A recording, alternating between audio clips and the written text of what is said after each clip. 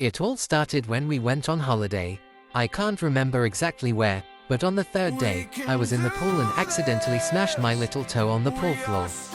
It hurt like mad, so we went back to the room to take a closer look. We all thought it was just going to be a bruise, but no, it wasn't. It took us 3 days to notice it turning purple, and that's when my nana told my mum to take me to Selby Hospital. When we arrived, we waited 3 hours for a spot, but because they thought it might be serious, it only took 15 minutes when we got to the room. The nurse looked at my foot, saw how purple it was, and referred us to York Hospital. They offered to blue light me there, but my mum said she could drive me quicker, so it only took 30 minutes to get there. When I arrived, the nurse took me straight in and looked at it. It had gotten more purple and started to turn green, so they instantly called a higher trained doctor. I was scared, my heart dropped a couple of times, and then the news came. I had been diagnosed with sepsis stage 1 and was closing in on stage 2. To prevent that from happening, they took me to a ward room and laid me down. Then came the needles. It hurt so much, but I was glad they were helping me. I was so close to death, but they kept me alive. That night was cold. I was given a special button that, if pressed, would call a doctor immediately, but only if my symptoms got worse or changed drastically. Because they had given me Bisicodal, a medicine that stopped me from controlling my bowel, I had to wear a nappy that night. I ended up wearing a nappy every night for 3 days, even during the day on the second day. After the third day, I had dropped below stage 1, but it would take 3 months to fully recover. It took me until July 16th to fully recover and be the kid I am today. After all the nights passed, it was the day my brother had to decide whether to stay with me in the hospital or go home with Dad. He chose to go home with Dad, even though he hated the idea. He was worried and cried all night because he missed me and thought I wasn't going to make it. The next day, Dad went to Jake, and he was crying awake. He had only gotten 2 hours of sleep and was completely shattered. On April 3rd, it was finally time to go home. I was so excited to see Jake, and when I did, we hugged.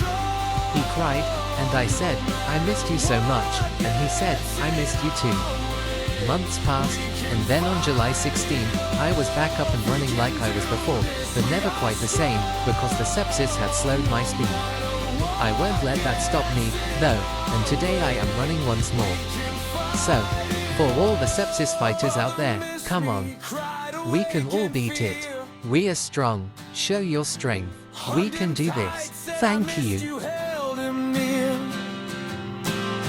The nights were long, the needles sharp, the pain was true, but I made it through, and now I'm running too.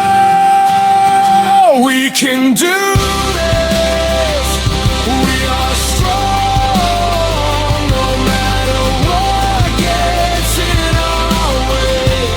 We can fight it off. We can do this. We are strong, no matter what gets in our way. We can fight it off.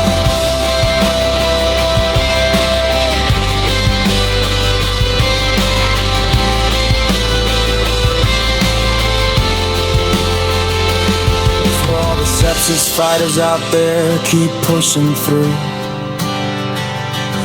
We are strong, we survive, there's nothing we can't do. Show your strength, stay alive, keep the fire lit. We can fight it off, we can do this, never quit. You're strong, show it.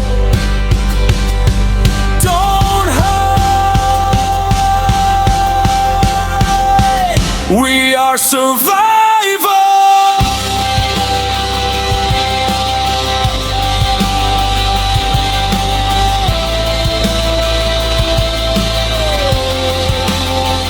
We can do this. We are strong, no matter what gets in our way. We can fight it off. We can do this. We are strong.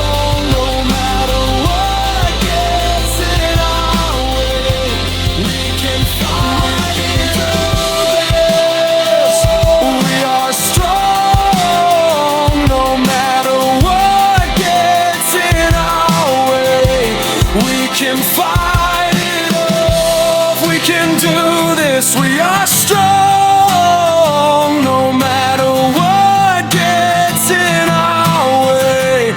We can fight.